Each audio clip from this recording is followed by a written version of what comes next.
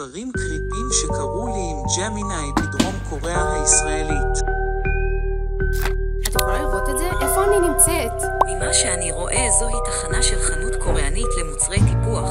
נראה שיש בחור מוזר שמזהה אותך. עומד מאחורייך. מישהו קריפי מאחוריי? הבחור מאחורייך אכן עושה פרצופים מצחיקים. מה עוד אתם מתכננים לעשות שם? ג'מיני, זה נראה מעניין. כדאי לי לנסות את זה? בהחלט, קרם הפנים הזה מכיל ריר חלזונות, שידוע ביתרונותיו הרבים לאור. אולי משהו בנוסף, אחר. ג'מיני, לאן הבאת אותי? אני בפאניקה. אני לא יודעת לאכול אוכל קוריאני.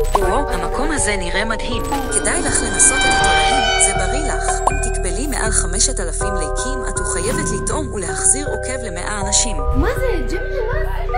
זה דומה לי? לא באמת. הבנתי, את חושבת שהתמונה לא דומה לך, אולי זה בגלל התאורה.